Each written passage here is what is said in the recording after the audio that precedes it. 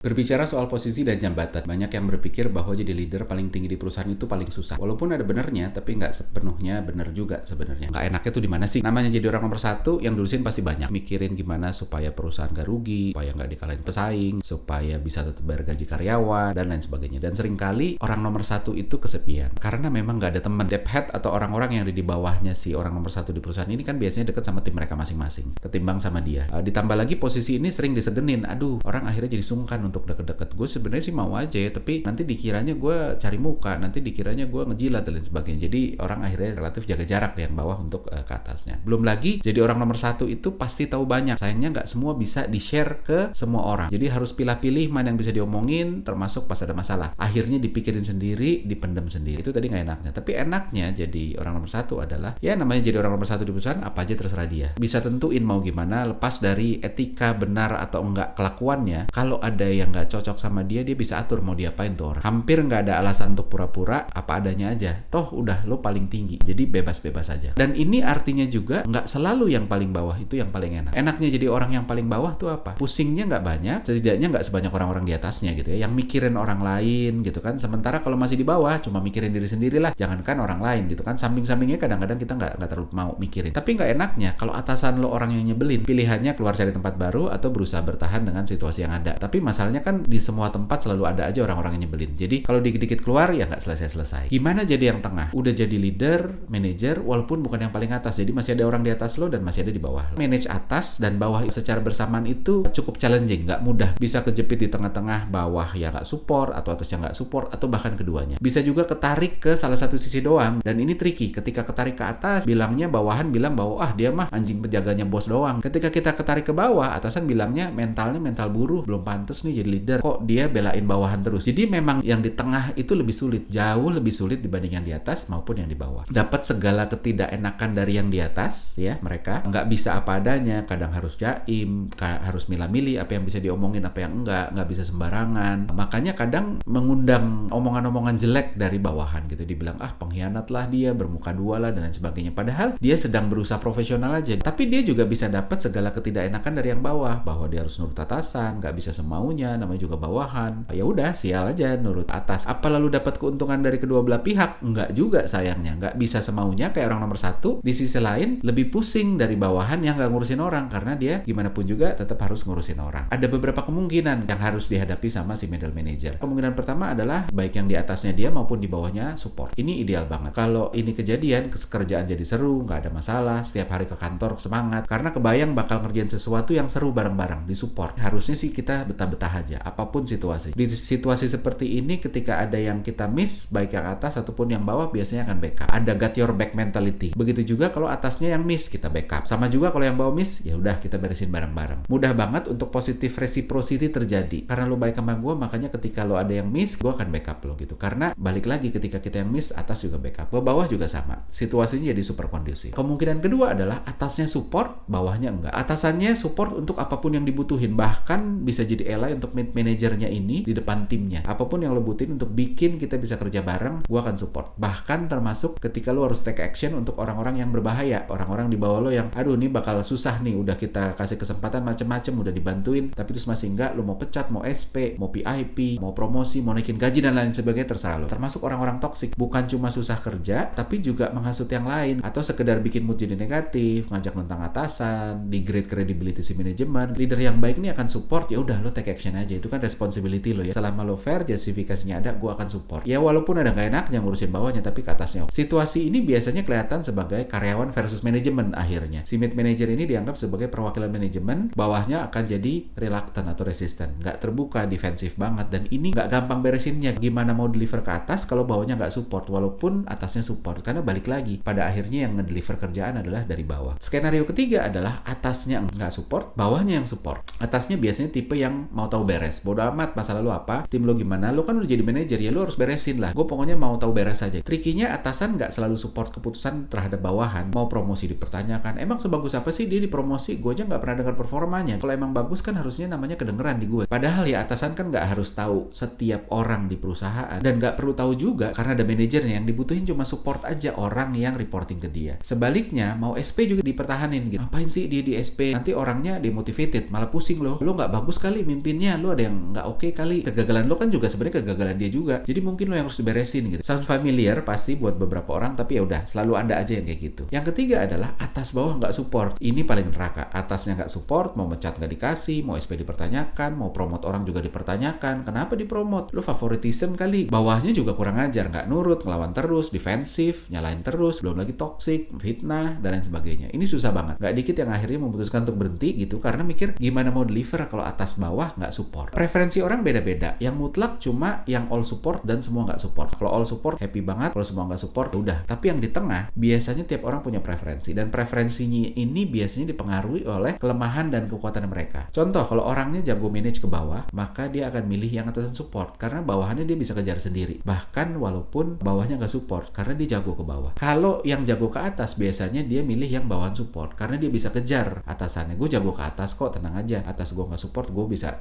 bikin dia support. Tapi kalau bawahan, gue nggak jago, jadi gue minta dia. Walaupun nggak akurat 100%, tapi gue seringkali mempredik kecenderungan orang dari LinkedIn tentang dia lebih jago manage ke atas, ke bawah, atau dua-duanya, atau nggak dua-duanya, jangan-jangan. Kan di LinkedIn tuh kan ada recommendation dari orang yang pernah kerja bareng dia. Yang jago manage ke atas, itu rekomendasinya biasanya didominasi oleh orang-orang yang di atas dia, bekas bosnya lah. Sementara yang jago manage ke bawah, biasanya rekomendasinya muncul atau didominasi oleh orang-orang yang ada di bawah dia, timnya, di perusahaan lama, dan lain sebagainya. Kalau gitu, terus habis itu harus gimana? Rumusnya memang beda-beda, tapi ini yang gue pelajarin dan masih coba gue praktekin, walaupun nggak selalu berhasil ya. Kadang-kadang ya ini kan konteksnya suka beda-beda, jadi kadang-kadang kita harus mix and match. Yang pertama kita ngomongin soal gimana manage ke bawah. Beberapa strategi yang bisa dipakai. Yang pertama adalah build credibility. Gimana caranya kita masuk punya kredibilitas yang baik di mata tim. Hari pertama kita masuk, credibility-nya itu baik. Track record oke kah? Referensi dari bekas tim yang kita punya yang lalu-lalu juga bagus. Karena bisa aja tim yang mau kita lead ini juga punya teman yang dulu bekas anak buah kita gitu. Dia biasanya akan tanya,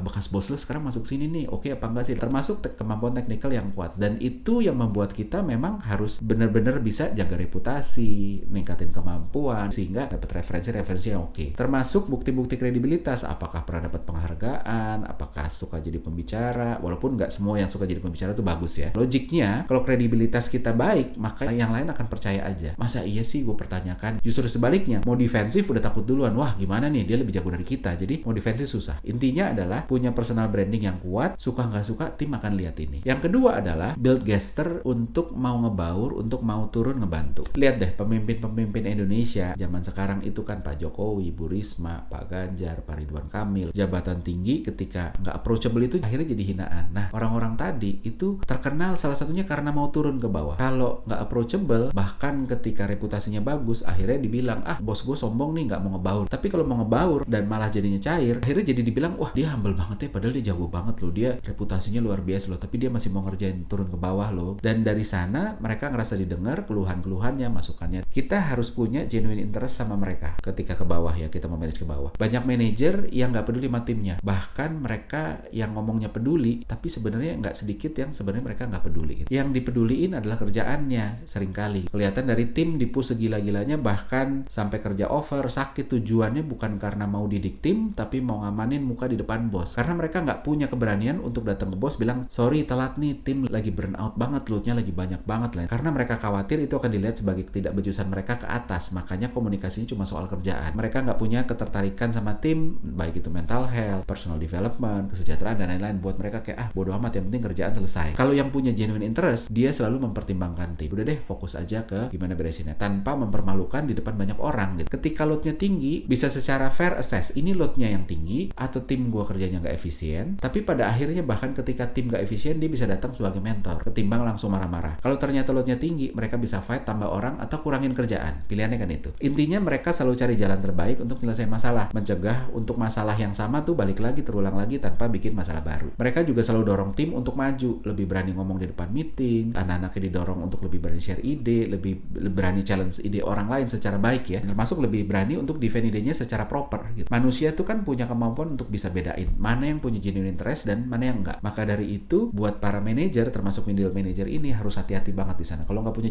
genuine interest, pura-pura pun juga akan ketahuan. Kalau ketiga hal ini dijalanin, harusnya secara attitude tim akan support dan nggak ada masalah. Selanjutnya tinggal bikin monitoring sistemnya aja yang bagus, sehingga tim bisa kejaga masalah komitmen dan accountability. Dan sistem ini harusnya dikomunikasiin dan disetujuin dulu sama tim. Yuk, gue mau bikin ini nih. Gimana caranya komitmen untuk jalanin sistem ini? Bukan atas paksaan tapi kesepakatan sama-sama, jadi kita tetap bisa jagain. Gimana dengan managing up, jagain ke atas? Setiap leader suka sama orang yang bisa bikin mereka nggak pusing soal kerjaan. Dengan begitu leader-leader bisa mikirin yang lain gitu, karena middle manajernya bisa manage tim dengan baik. Mereka bisa atasi masalah sendiri, bisa mademin api ketimbang datang bawa masalah terus. Leader juga suka bawahan yang perform, suka nggak suka, karena dari situ mereka nggak perlu turun untuk bantuin. Nah, yang kedua adalah leader itu suka middle manager yang reliable in any way possible. Ketika diminta sesuatu bisa, punya can do attitude. Ketika ditanya kerjaan bisa jawab cepet tanpa nanya ke tim. Ketika diajak untuk extra miles pun dia mau. Ketika dia butuh teman diskusi, lu bisa tektokan dengan enak, nggak cuma iya doang. Leader butuh orang yang bisa nyelamatin diri dari situasi sulit, termasuk nyemangatin leadernya ketika down, karena leader juga bisa down, termasuk bisa ngerti dia apa yang lagi dibutuhin sama leader bahkan ketika dia nggak ngomong. Jadi itu penting banget. Yang ketiga adalah, ini bisa politis banget ya, tapi intinya leader juga suka orang yang bisa menempatkan diri. Ada leader yang narsis, ya lu jangan kelihatan lebih bersinar dari dia. Gimana caranya? Jangan jadi ancaman dia. Ide bagus lu harus lewat dia dulu, harus kasih panggung untuk dia. Mereka menganggap timnya adalah tim yang harus backup dia, bukan justru jadi saingan buat dia. Maka dari itu middle manager harus pintar menempatkan diri. Walaupun kebanyakan orang yang dianggap jadi saingan juga nggak punya niat nyaingin sebenarnya. Ya orang secara authority udah beda, ngapain gitu. Nggak akan dia tuh habis itu nyundul yang atasnya. Pada umumnya gitu, walaupun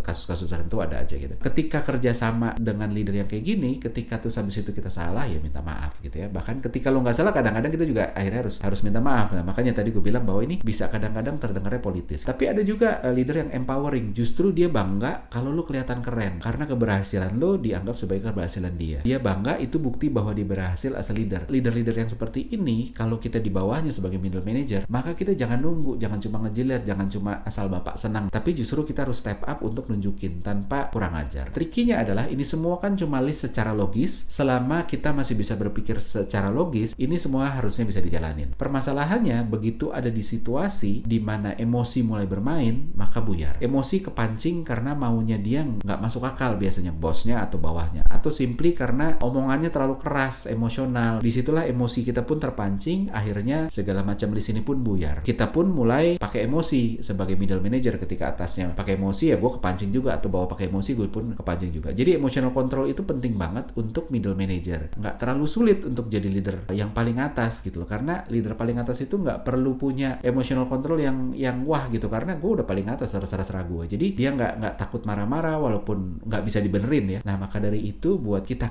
buat kalian, buat lu semua yang udah di atas, jangan ngerasa hebat ketika terus habis itu kan gini kan gampang. Iya, kalau lu jadi orang nomor 1 gampang, tapi banyak hal, banyak pekerjaan yang sama yang buat orang nomor 1 itu mudah, tapi buat middle manager itu nggak semudah itu. Bukan karena capability, tapi karena itu tadi ada psychological safety situation yang membuat kita, aduh kalau gue gini nanti gue gitu. Ada rasa tidak aman sehingganya dia berusaha untuk ya udah deh gue main aman aja dan lain sebagainya. Dan dari sana sebenarnya akhirnya challenge-nya jadi muncul, dan termasuk challenge untuk dilihat orang sebagai, oh kok dia begitu ya. Jadi benar-benar nggak mudah jadi middle manager.